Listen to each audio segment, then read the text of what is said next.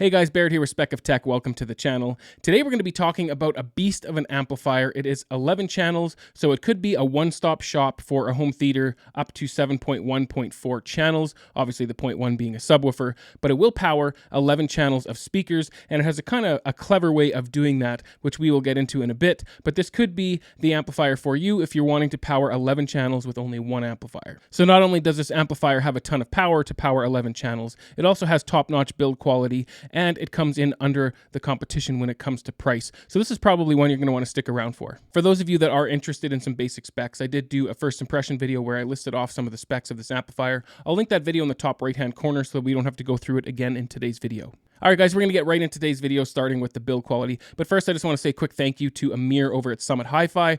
He does have stores in Canada and the US, and I've dropped links to those stores down in the description below. But I've been dealing with him long before I have a YouTube channel even, and he's just been fantastic to deal with the whole time through. He has the absolute best customer service, and I mean that, guys. So if you aren't dealing with Amir, you should definitely give him a try.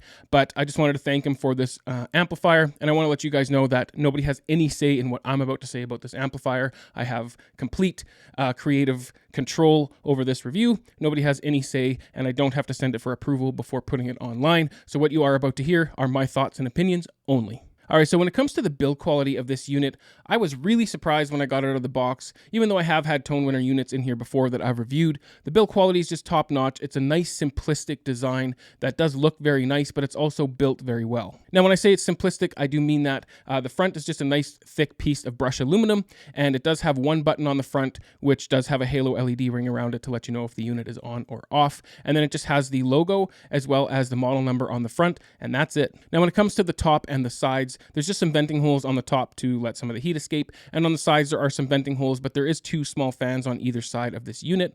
I did try to get the fans to turn on in my first impression video where I had all channels driven, and I cranked up some music, and then every once in a while I'd pause the music to see if I could hear the unit, and either the fans are really quiet or they just never turned on, so I don't think the fans are going to be of any concern here, especially if you're going to be putting it in a rack like I do. Moving around to the back of the unit, the build quality is top-notch here as well. The speaker terminals are fantastic, the RCA terminals, so it does have balanced and unbalanced, so RCA and XLRs. I haven't had any issues with any of the connections. They're all very tight. There's nothing loose. There's nothing really to point out here that would be negative.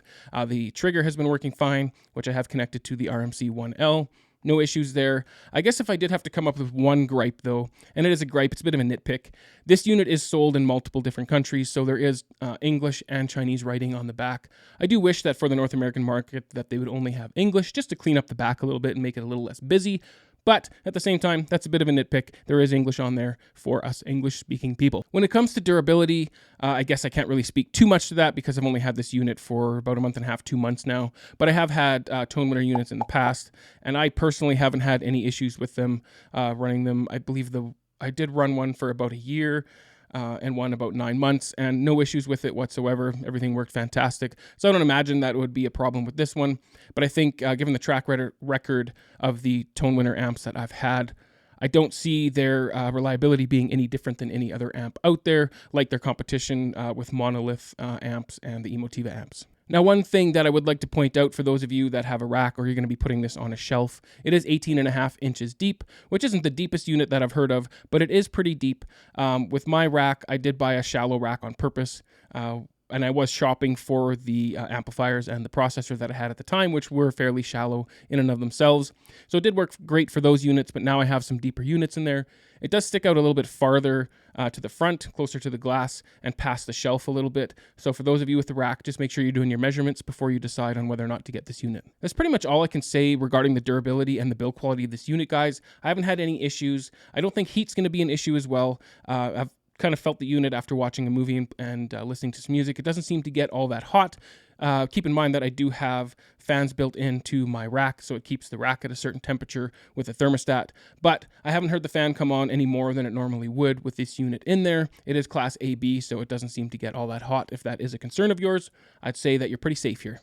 All right, so let's move things along and talk about the performance. I know that that's what a lot of you want to hear about, so let's get into that. So in the first impressions video, I did give the wattage, but we will be talking about the all channels driven wattage here. But in the beginning of the video, I'd mentioned that they kind of had a clever way of distributing the power or dealing with the power because we are powering 11 channels of speakers. So along with other amplifiers, there is other amplifiers that do this as well, but they are giving more power to the LCR, meaning the left, center, and right channels, versus the rest of the 8 channels, which most likely would be used for surround channels, because those surround channels don't typically need as much power as the LCR. So I like the fact that they have done this, because they can give more power to your front stage speakers, which are the most important speakers of your surround sound system, and then tame things back a little bit for the surround sound channels so that they can give you that more power for the front stage. Let's talk numbers on the wattage. So if you're pushing 8 ohm speakers to the LCR, you are going to be putting 240 watts each into each of those channels for the LCR. And then when you move on to the other 8 channels, it's still going to be 105 watts per channel,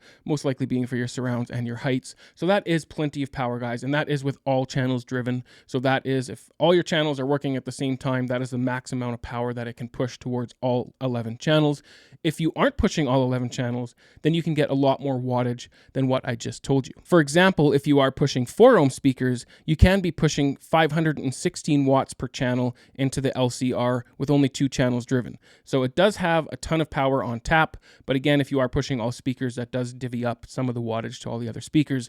But no problem with power here, guys. There is a ton of power in this amplifier, and it is good, clean power. So as I stated earlier, I've had this unit for about a month and a half or 2 months.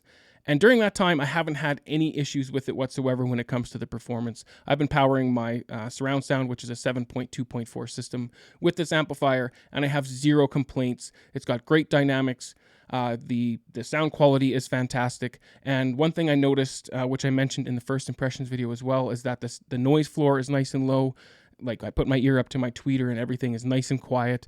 I have had other amplifiers in here before that even cost more money that did have a little bit more noise than this one. So fantastic noise floor on this amplifier. And I know that there's a lot of you out there that are going to be looking for some comparisons here. So I did have the monolith 7-channel amplifier in the past. And at that time, I was debating between the 7-channel Tonewinner and the 7-channel monolith amplifier. And it just so happened that the one I got did have some noise coming from the chassis of the monolith amplifier itself. So I don't know if that was unique to my unit, but that was my deciding factor to keep the Tonewinner and get rid of the monolith. But when it came to the sound quality of the units, I didn't hear a difference, guys, between the Tonewinner 7-channel and the monolith 7-channel. So again, if you're going to be comparing the 11-channel monolith to the 11-channel Tonewinner here, I don't suspect that you're going to hear much of a difference. Even if you had the ability to A/B them, most of you out there aren't going to hear a difference. Now, there is some people out there that just have this ear that can pick up every little different thing or every little nuance of an amplifier. Some of you may be able to hear a difference between these amplifiers or even the Movavi 11-channel amplifier, but I highly doubt that you're going to notice a difference, especially if you're not able to just quickly A/B them and switch them back and forth. So if you're kind of sitting on the fence between, oh, do I get Movavi? Do I get monolith? Do I get the Tonewinner? I would say don't let the sound quality be the deciding factor for you, because I don't think you're going to hear a difference. Now, if you like the certain look of another one, or you are kind of loyal to a single brand, you could let that be your deciding factor, but I definitely wouldn't let the sound quality, especially given the fact that the Tonewinner is less money. That's kind of why I lean to the Tonewinner, simply because of the price, and the build quality is right up there with the monolith and the Movavi anyway. And guys, that's not to say anything negative towards the monolith or the Movavi amplifiers. They are fantastic amplifiers as well. I've heard systems that have run those amplifiers before, and like I said, I did have the monolith 7-channel in my room in the past. I have no complaints about those amplifiers either, but if you are kind of on the fence between these 3 amplifiers, I would say that the biggest factor you should be focusing on is either brand loyalty or the cost. If all 3 of these are going to suit your needs, I would say I don't think there would be any issue with you going with the Tonewinner over the Movavi and the monolith when it comes to performance or sound quality. Now, I know that there's probably some of you that may be waiting for a sound demo, but I was thinking to myself, what benefit is a sound demo going to be on an amplifier, considering I have completely different speakers, I have a completely different processor. I don't really see the benefit of it. If there is a lot of you out there that want a sound demo, drop your comments down below, and maybe I can do a video of just sound demos of the amplifier. But in a setting like this where I'm doing a review, I don't see it being a benefit to a lot of you out there that are looking to purchase this amplifier, or you're looking for information for a buying decision. I don't really see that demo helping you out a lot. So to sum up the performance and sound quality, guys, I have no complaints about the sound quality. Again, keeping in mind this is a budget amplifier. Of course, it's not going to be quite as nuanced as some of my more expensive amplifiers. But I guess to help you out, I'll try and determine what's lacking. And even that's hard to really think of because, when I do sound demos and I listen for myself, I'm listening for sound staging, I'm listening for imaging, listening for dynamics, the clarity. And it's really difficult to come up with a difference of this amplifier versus, say, my Tonewinner 81 PA, which are much more expensive than this amplifier and only pushing 2 channels, or my previous new prime amplifiers, the AMG STAs, or even some of the other amplifiers that I've had in this room. I can't really give you a specific difference where it's like, this was so noticeable or this was so noticeable. I would be lying. And I've AB'd amplifiers before. The differences between them, even when there's a pretty big price difference between them, isn't as noticeable as some of you might think. If you haven't actually done that before, I highly encourage you, if you can, to try and A/B an amplifier, because I know that a lot of you are looking for, well, does it do this better? Does it do that better? And in some ways, yes, if you can A/B it and you can quickly switch between amplifiers, you might hear a little bit cleaner highs, a little bit.